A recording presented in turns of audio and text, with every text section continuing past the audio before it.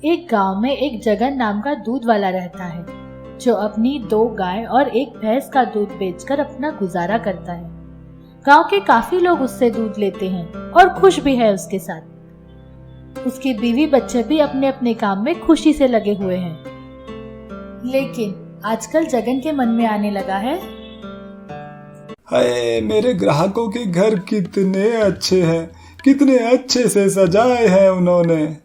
उनके परिवार के पास कितने सारे साधन हैं, अच्छे अच्छे कपड़े, इस्तेमाल की अच्छी अच्छी चीजें। किसी किसी के पास तो 2 या 4 पहिए वाली गाड़ियां भी हैं। काश मैं भी अपने परिवार के लिए ये सब कर पाता, पर कैसे, मेरे पास तो पैसे ही नहीं हैं। उसके लिए नई गाय या भैंस खरीदना संभव नहीं था। सोचते सोचते उसके मन में एक विचार आया, क्यों ना मैं दूध में थोड़ा पानी मिला दूं। इससे मैं ज्यादा लोगों को दूध बेच सकता हूँ, ज्यादा पैसे कमा सकता हूँ और फिर मेरे घर परिवार के लिए कुछ अच्छा कर सकता हूँ।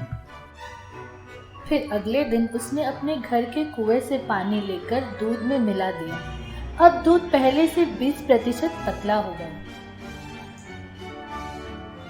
उस दिन वो 4 नए घरों को दूध दे आया। शाम को घर आकर जब उसने अपनी कमाई गिनी तो खुश हुआ और अगले दिन दूध में और थोड़ा पानी मिलाने की ठान कर सो गया। दूसरे दिन उसने वैसे ही और थोड़ा पानी मिलाया दूध में और 2 नए ग्राहक बनाए। उस रात अपनी कमाई गिनने के बाद वो सोचने लगा, अब और पानी मिलाने से पहले जरा रुकता हूँ, वरना लोगों को शक हो जाएगा। इसलिए वो 4-5 दिन तक रुका और फिर थोड़ा पानी मिला। अब तो दूध 40% तक पतला हो गया था। फिर उसे नए ग्राहक मिले। इस तरह 2 हफ्ते निकल गए। अगर इसी तरह चलता रहा तो कुछ ही महीनों में मैं एक नई गाय ले सकता हूँ और फिर और ज्यादा कमाऊंगा। हाँ। इसी ख्याल में वो खुश रहने लगा। वहीं उसके ग्राहकों में बातें होने लगी। 2 दिन से मेरे बच्चे की तबीयत खराब है और दस्त भी लगे हुए हैं।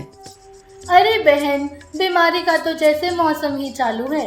मेरा बच्चा भी कल उल्टियाँ कर रहा था, डॉक्टर को दिखाया, दवाई कराई है। इंसान तो इंसान, दूध तक खराब हो रहा है। ना मलाई आती है, ना दही ठीक बनता। सही बात कही बहन, मेरा भी दूध बिगड़ा हुआ है। जगन को पूछना पड़ेगा। जगन, हम तीनों जगन से ही दूध लेते हैं। सबके यहाँ कोई ना कोई बीमार है। शायद नहीं बहन, पक्का, वरना तीनों घरों में बीमारियां एक साथ आना मुश्किल है। एक काम करते हैं, हम दूध की जांच करा लेते हैं। अगले दिन जब जगन दूध देने आया तो सारे ग्राहकों ने उससे दूध लेने से मना कर दिया। उन्होंने कहा, हम तुमसे दूध नहीं लेंगे। तुम दूध में मिलावट करते हो। तुमने दूध में पानी मिलाया है, जिससे ना दही बनता है ना मक्खन, और तो और तुम्हारा पानी भी साफ नहीं है, जिससे शर्मा जी के बेटे को डायरिया हुआ है। अब तो ना तुमसे कोई दूध लेगा, और तो और तुम्हारी शिकायत भी कर रहे हैं।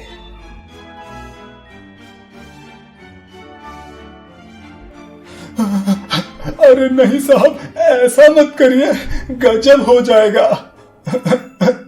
मुझसे गलती हो गई, बहुत बड़ी गलती हो गई।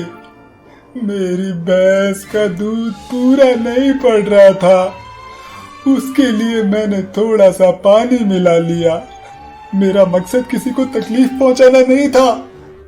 आप सब इतने सालों से मुझसे दूध लेते हैं, कभी शिकायत का मौका नहीं दिया। इस बार मुझे माफ कर दीजिए, ऐसा कभी पहले नहीं हुआ और आगे भी नहीं होगा। मैं माफी मांगता हूँ, मेरी शिकायत न करिएगा। चलो, इन्होंने अपनी गलती मानी तो सही। माफी शर्मा जी से मांगिए, उनका बेटा बीमार है। और ना सिर्फ माफी, जो पानी मिला के 3 दिन से गलत दूध दे रहे हो उसकी भरपाई भी करनी होगी। हाँ, जैसा आप कहेंगे माई बाप, मैं कर दूंगा। ठीक है, चलो, जितना पानी मिलाया है उतना दूध सबको फ्री दोगे, और कभी आगे शिकायत का मौका मिला तो तुम्हारा यहाँ आना बंद समझना। जी हुजूर। जैसे तैसे जगन ने माफी मांग के अपने ग्राहकों को बचा पाया, पर उसे ये बात समझ आ गई। जगन को अपना नाम बनाने के लिए बहुत वक्त लगा, पर नाम खराब होने के लिए 2 दिन लगे। ईमानदारी में थोड़ा पैसा भले ही कम कमाया, पर सुकून तो था। बेईमानी करके ज़्यादा दिन तक बच पाना संभव नहीं होता। जब चोरी पकड़ी जाती है तो जो कमाया वो भी निकल जाता है। इसलिए हमेशा मेहनत और ईमानदारी से काम करो। और मेहनत और ईमानदारी के साथ समझदारी भी हो तो कमाई भी कम नहीं होगी। बेईमानी अंत में सिर्फ दुख देती है।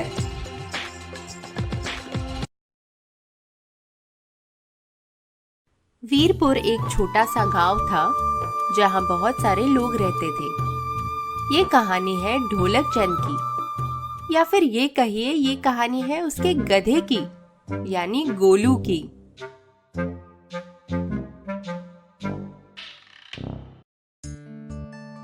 ढोलक चंद अपने गधे से बहुत प्यार करता था और उसका बहुत ख्याल रखता था। लेकिन गोलू गधा नटखट था और कामचोर भी।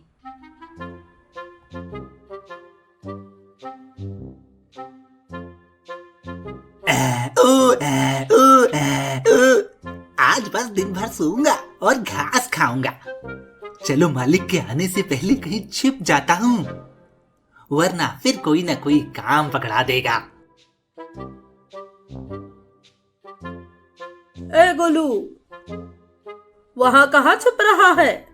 रुक, इधर आ। आज तो हमको बहुत काम करना है। सुना है मंडी में नमक की बहुत मांग है। चलो आ जाओ जल्दी से, 2 बोरी नमक बेच आते हैं। इधर आ बेटा। ये पकड़ और चल मेरे साथ। उफ, इतना सारा नमक बहुत भारी है। मेरे तो पसीने निकलने लगे। एक तो ये गर्मी, ऊपर से नमक। पर मालिक के हाथ में डंडा है, जाना तो पड़ेगा। और फिर ढोलक चंद और गोलू दोनों चल देते हैं नमक की बोरी पीठ पे लाद के।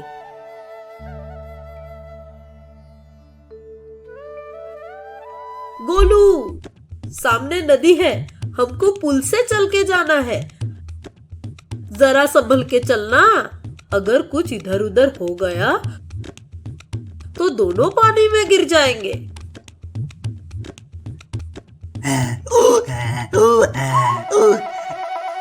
अरे वाह नदी, तो मुझे थोड़े पानी से डर लगता है। इतनी गर्मी में अगर ठंडा पानी मिल जाए तो उससे अच्छा क्या होगा। चलो आज पुल पे मस्ती की जाए।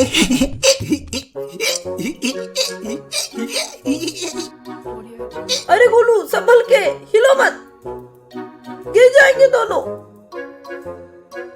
इतना कहते कहते गोलू के एक और झटके से पुल टेढ़ा हो गया और दोनों गिर गए पानी में। गिर गया।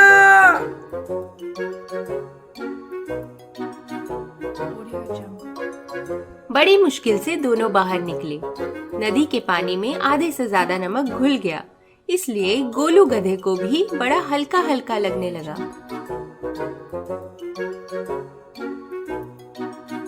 अब कैसे सीधे सीधे चल रहा है गोलू? पुल पे तो बड़ी मस्ती आ रही थी तुझे। आज सारा मुनाफा गया पानी में। अब जो भी बचा है वो आधे भाव में बिकेगा। बहुत नुकसान हो गया।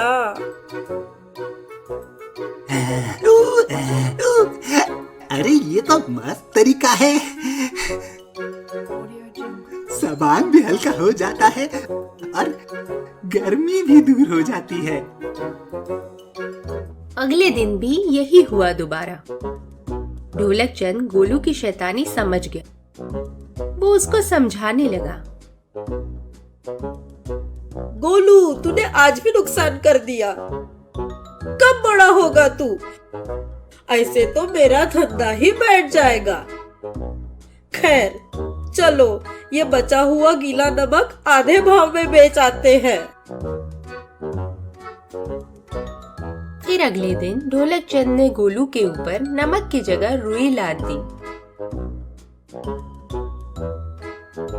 इस बार ढोलक चंद पुल के पहले ही रुक गया, पर गोलू ने हमेशा की तरह पुल पे हिलना डुलना शुरू कर दिया।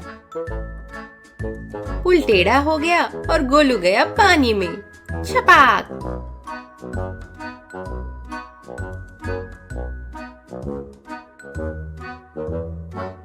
जैसे तैसे गोलू पानी से बाहर तो निकल आया, पर रुई में पानी भर गया और वो बहुत बहुत भारी हो गई। वजन से गोलू का चलना भी मुश्किल हो गया। हे भगवान, ये क्या हुआ? किसी ने नदी का पानी बदल दिया। मेरा सामान तो पहले से भी भारी हो गया। आए मेरी पीठ। चल गोलू, जल्दी चल, रुका तो दंडा पड़ेगा। दंडा। फिर उस दिन के बाद गोलू ने कभी पुल पे मस्ती नहीं की। वो समझ गया था कि अब नदी सामान हल्का नहीं भारी कर देती है। जो काम डंडे से नहीं होता, वो अकल लगाने से हो जाता है। समझे बच्चों?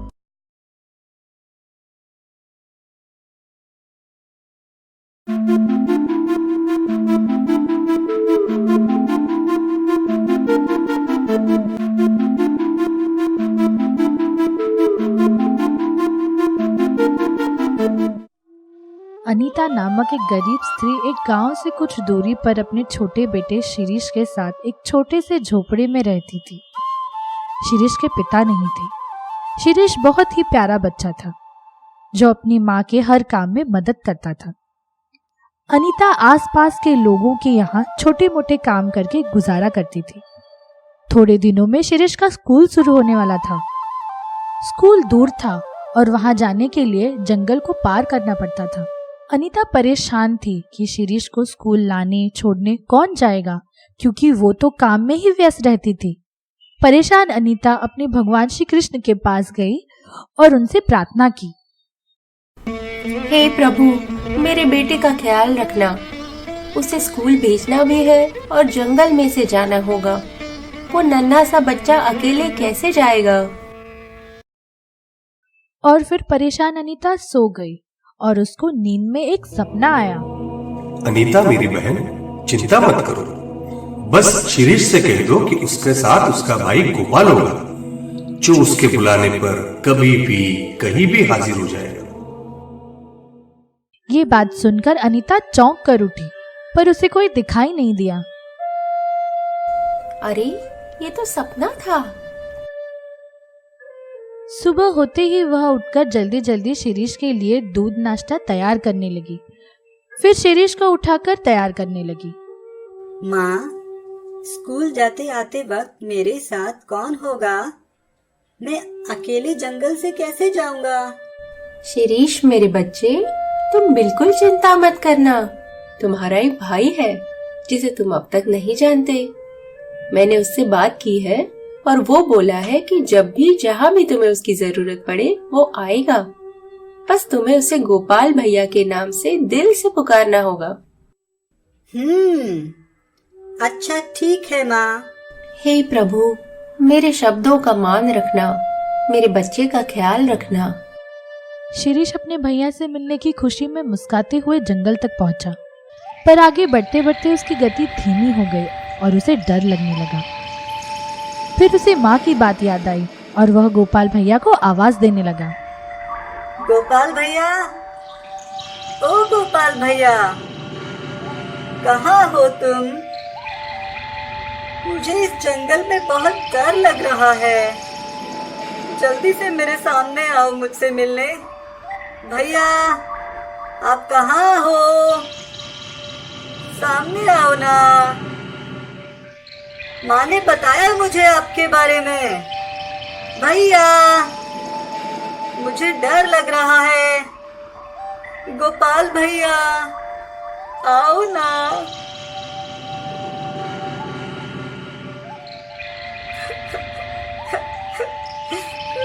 गोपाल भैया, आओ ना।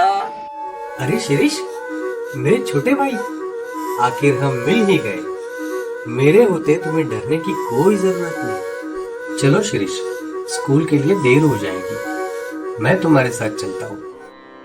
और दोनों हंसते खेलते कूदते स्कूल कब पहुंचे ये पता ही नहीं चला। शिरीष अपने भैया से धन्यवाद कहने के लिए मुड़ा तो गोपाल भैया कब के जा चुके थे। फिर शिरीष खुशी खुशी स्कूल गया।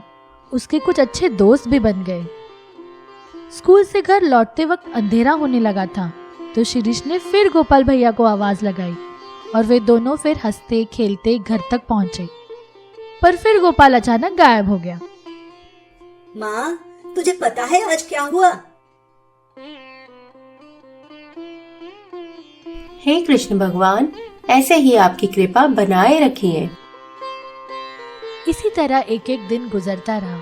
शिरीष स्कूल के बच्चों के साथ घुल मिल गया और अच्छी तरह से पढ़ाई भी करने लगा। फिर गोकुलाष्टमी का त्योहार आ गया तो गुरुजी ने बच्चों से कहा, बच्चों, अब गोकुलाष्टमी का त्योहार 4 दिन पर है। हम उस दिन स्कूल में ही भोजन रखेंगे। हर विद्यार्थी को अपनी तरफ से कोई ना कोई पदार्थ लाना है जो हम सब मिल बांट के खाएंगे। ये सुनकर बच्चे खुश हुए। शिरीष ने घर आकर माँ को बताया तो माँ सोचने लगी कि वह क्या बनाए जो स्कूल के इतने सारे विद्यार्थी और शिक्षकों के लिए पूरा पढ़ सके। आखिर उसने शिरीष से कहा कि वह गोपाल भैया से ही पूछ ले कि उसे क्या करना चाहिए।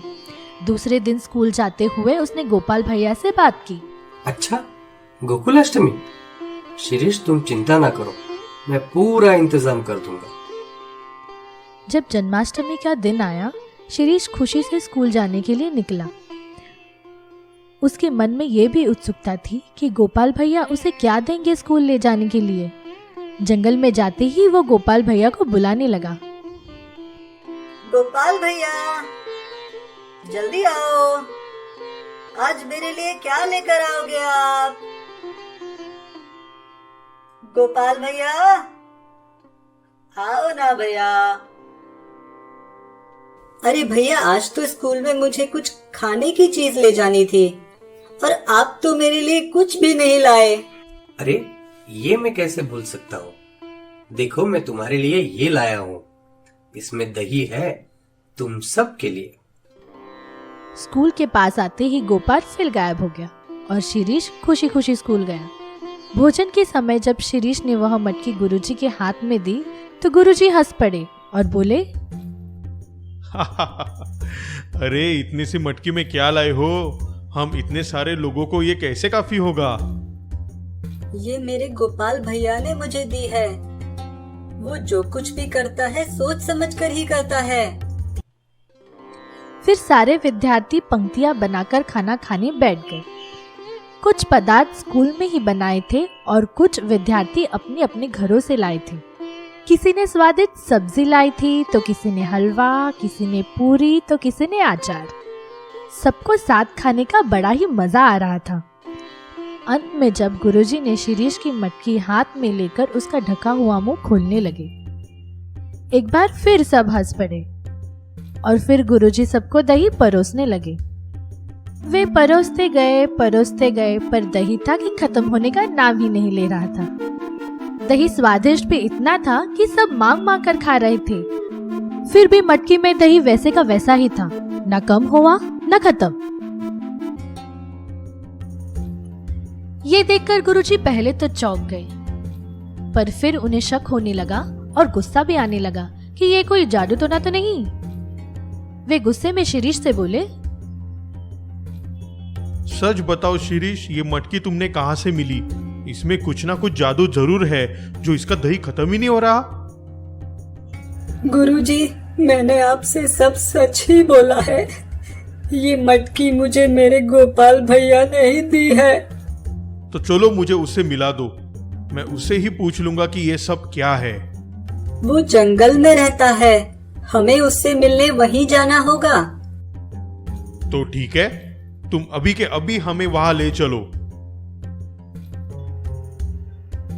फिर शिरीष को लेकर गुरुजी और कुछ शिक्षक और विद्यार्थी जंगल के लिए निकल पड़े। जंगल पहुंचने पर शिरीष पुकारने लगा, गोपाल भैया, गोपाल भैया, मेरे गुरुजी तुमसे मिलना चाहते हैं, आकर जरा उनसे मिल लो ना।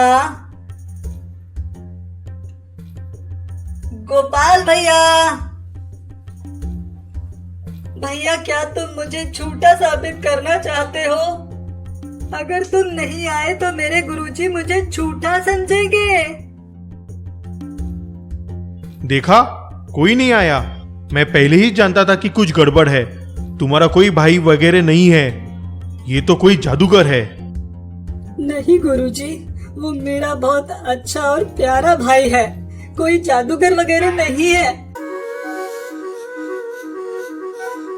गुरुजी, ये बांसुरी मेरा भैया ही बजा रहा है, अब देखिए वो आता ही होगा। भैया कहाँ हो तुम? सामने आओ। शिरीष मेरे भाई, मैं सिर्फ उन्हीं को दिखाई देता हूँ जो मुझ पर विश्वास करते हैं और मुझे दिल से चाहते हैं। तुम जिनको साथ लाए हो वे तुम पर शक कर रहे हैं और तुम्हारे साथ मुझ पर भी शक कर रहे हैं। ऐसे लोगों से मैं कभी नहीं मिलता। मैं उन्हीं को मदद करता हूँ और हमेशा उनके साथ ही रहता हूँ। ये सुनकर गुरुजी और उनके साथियों को उनकी गलती का एहसास हुआ। वे सारे हाथ जोड़कर अपने घुटनों पर बैठ गए। हे प्रभु, हमें माफ कर दीजिए, हमसे भूल हो गई। आज के बाद हम कभी शिरीष पे शक नहीं करेंगे। ये कहकर गुरुजी, शिरीष, सारे शिष्य और विद्यार्थी स्कूल लौट गए और सबने मिलकर गोकुलाष्टमी जोर शोर से मनाई। भगवान वह शक्ति है जो हमारे विश्वास और श्रद्धा के रूप में हमेशा हमारे साथ होती है और इन्हीं के बल पर हम किसी भी मुसीबत में जीत सकते हैं।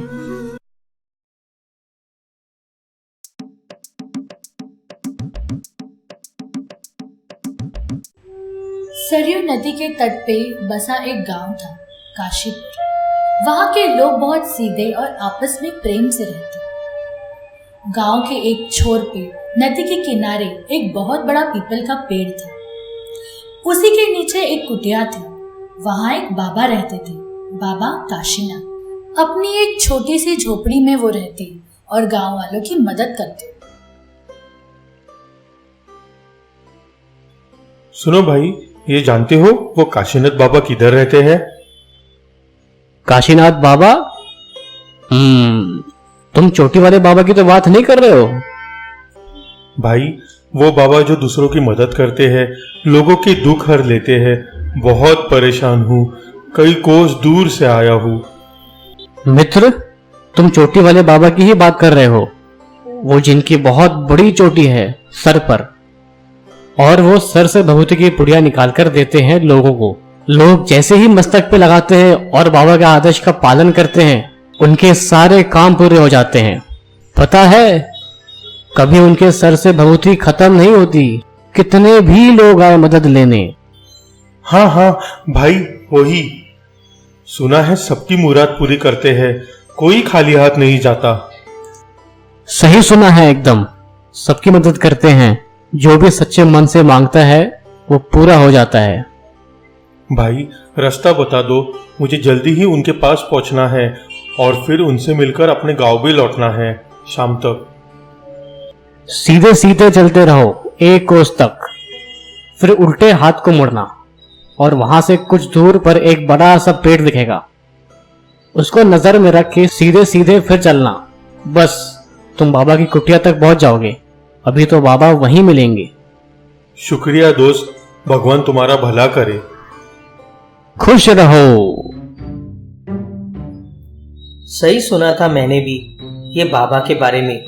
ये तो सच में करामती बाबा निकले। कितनी सारी पुड़िया होंगी बाबा के सर पे। मैं सारी की सारी चुरा लूं तो अपनी सारी मुराद पूरी कर सकता हूँ। मैं भी तो चोरी का काम कर करके थक गया हूँ। एक बार मैं बड़ा हाथ मारूंगा तो फिर आगे की पूरी लाइफ सेट हो जाएगी। बस फिर मैं आराम की जिंदगी जीऊंगा। चलो इस आदमी के पीछे पीछे ही चलता हूँ।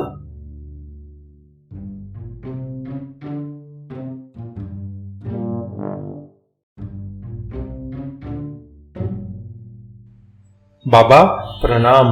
आपके बारे में कितना सुना है।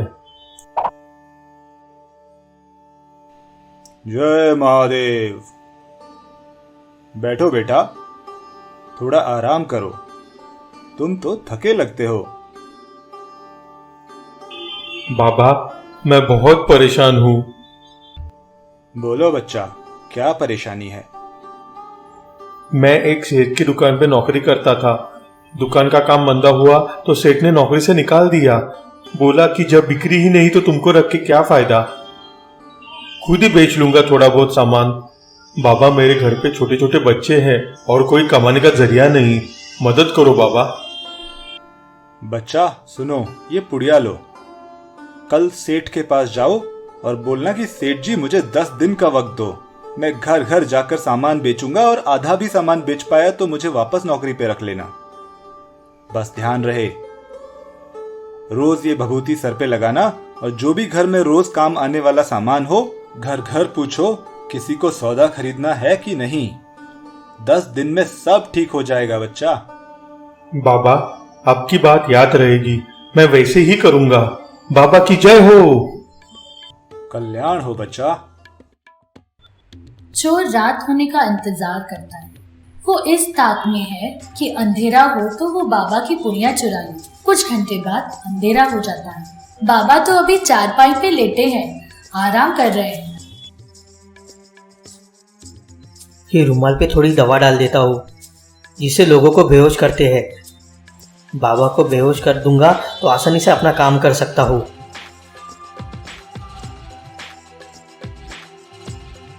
क्या करूं, ये चोटी तो खुल ही नहीं रही है। किसी ने देख लिया तो मार मार के मेरा भुर्ता बना देंगे।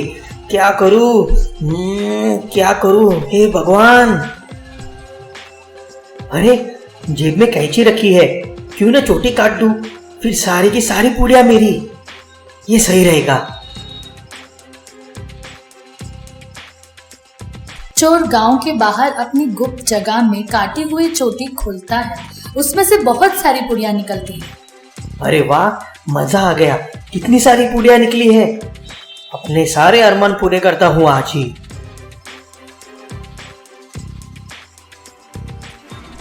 पुड़िया पुड़िया, चल मुझे सोने के गहने ला दे, एक 9 लाख का हार। ये क्या, कुछ नहीं हुआ।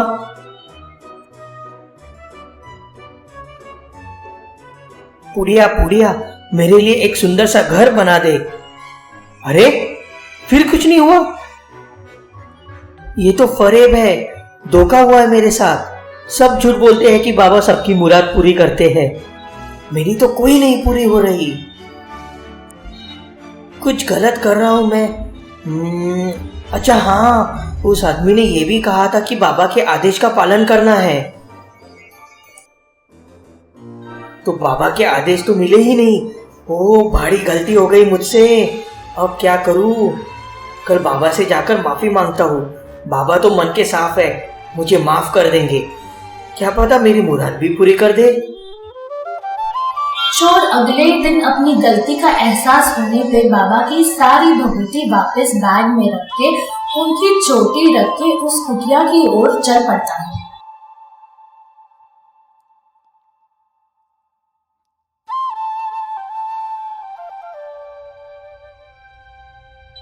अरे यहाँ तो इतने सारे लोग हैं, सब कितने परेशान हैं। बाबा की चोटी कट गई इस बात से। मैं अभी जाकर कुछ नहीं बोलता हूँ, नहीं तो मेरी पक्की धुलाई हो जाएगी। ये मैंने क्या कर दिया। अब बाबा गांव के लोगों की मदद कैसे करेंगे, लोगों की परेशानी कैसे दूर होगी। ये तो मुझसे भारी गलती हो गई। चोर पछतावे में आकर वहां पास में ही एक पेड़ के नीचे बैठ जाता है और लोगों के जाने का इंतजार करता है। देर रात को वो बाबा को अकेला पाता है। बाबा प्रणाम। जय महादेव। आओ बच्चा, बैठो इधर। बाबा मैं आपको कुछ बोलना चाहता हूँ। बोलो बेटा, तुम कल भी तो आए थे। मैंने तुमको 1-2 बार कुटिया के आसपास देखा, पर तुम मिले बिना ही चले गए। आज मैं तुम्हारी मदद नहीं कर पाऊंगा, कल आओगी तो पक्के से करूंगा। अभी मेरे पास बभूति नहीं है। बाबा मुझे माफ कर दो, मेरे से गलती हो गई। मैं एक चोर हूँ और कल मैं ही आपको बेहोश करके आपकी चोटी काट के ले गया। पर मैंने तो कितनी सारी बभूति की पूड़ियाँ खोल के माथे पे लगाई, पर मेरी एक भी मनोकामना पूरी नहीं हुई। ये देखो बाबा, आपकी चोटी और ये कुछ बची हुई पुड़िया, मुझे माफ कर दो बाबा। बाबा को अब सारा माजरा समझ में आया। रो नहीं बच्चा, मैं तो फिर से चोटी उगा लूंगा और तुम्हारी मन्नत भी पूरी हो जाएगी, पर जैसा मैं कहूं वैसा ही करना पड़ेगा। बाबा मैं वही करूंगा जो आप बोलोगे। मुझे भी क्या चोटी उगाकर मन्नत पूरी करना सिखा दोगे? हाँ हाँ, क्यों नहीं। अब जब तुमने मेरी बात सुनने का वादा किया है तो सबसे पहले बुरा काम छोड़ो। चोरी का काम छोड़ना पड़ेगा और मेहनत करके अपना गुजर बसर करो। हाँ बाबा करूंगा, पर चोटी उगा के मुझे मन्नत पूरी करना तो सिखाओगे ना? हाँ हाँ, क्यों नहीं, धीरे धीरे सब सिखा दूंगा।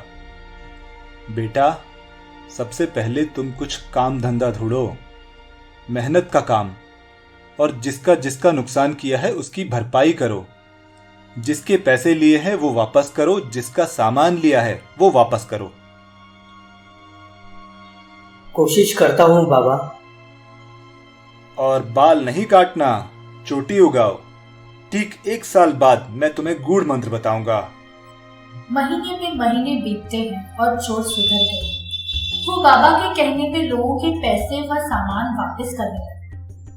दिन बीते, उसको मेहनत करके अच्छा भी लगने लगा और वो सुधर गया था।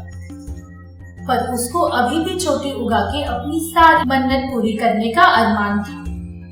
1 साल के बाद बाबा मैंने आपके कहने पे सब कुछ किया, मुझे सच में बहुत अच्छा लग रहा है। अब मुझे बताओ मैं कैसे बभूति लेकर मन्नत पूरी करूं और अपनी और दूसरे लोगों की भी मदद करूं। बेटा, तुमने 1 साल तक मेरी बात अच्छे से मानी। आज मैं तुमको अपनी करामात का गूढ़ मंत्र बताता हूं। मैंने जब भी किसी की मदद की तो उनका ध्यान तो भभूति की तरफ रखा, क्योंकि लोगों को उस पर विश्वास था। पर मैंने जो आदेश दिए लोगों ने उसको पूरा किया और उसकी वजह से ही उनका काम हुआ। जैसे एक आदमी आया और बोला कि उसका बच्चा गणित नहीं पढ़ता और काफी कमजोर है। मैंने उसको बोला कि ये विभूति रोज माथे पे लगाओ और 1 घंटा गणित की पढ़ाई कराओ। वो बच्चा विभूति लगाता, पर असली में वो रोज 1 घंटा गणित पढ़ता और वो उसमें पक्का हो गया। हाँ बाबा समझ आया। और एक आदमी था, वो बार बार बीमार होता रहता था, काफी कमजोर था। मैंने उससे कहा कि रोज विभूति लगाओ और 1 मील पैदल चलो और कसरत करो। उसका ध्यान फिर विभूति पे था, पर वो रोज कसरत करता रहा और तंदुरुस्त हो गया। वाह बाबा, सही बात बोली आपने। लोगों को समझ में नहीं आया कि असली में वो विभूति की करामत नहीं, उनकी अपनी ही मेहनत थी। हाँ बेटा, एक तो वृद्ध आदमी आए और बोले कि किसी से बात करने का मन नहीं करता, अकेला लगता है। मैंने उन्हें कहा कि रोज विभूति लगाओ और अपने घर के बच्चों को मैदान में खेलने ले जाओ। बच्चों से घुल मिल गए तो उनका मन खुद ही अच्छा हो गया। वाह बाबा, आपकी बात तो अब समझ आ गई मुझे। आपने क्या बढ़िया उपाय किया है। लोगों का ध्यान एक जगह केंद्रित किया और उनको जो आदेश दिया वही वो करते रहे। सच में मुझे चोटी उगा के क्या करना है, मुझे तो बस आपका मार्गदर्शन चाहिए। बच्चा, मैं हमेशा तुम्हारे साथ हूँ। बाबा आपने मेरे जीवन का भी उद्धार कर दिया। जय हो बाबा। बेटा, बस यही समझा रहा था 1 साल से। हम सबके सर पे एक चोटी होती है, बुद्धिमानी की। बस उसका सही इस्तेमाल करें तो सब मन्नत पूरी कर सकते हैं, मेहनत की विभूति लगा के। बाबा की जय हो, बाबा की जय हो। फ्रेंड्स, अगर आपको हमारा वीडियो पसंद आया है तो इस वीडियो को लाइक कीजिए और हमारे चैनल को भी सब्सक्राइब कीजिए।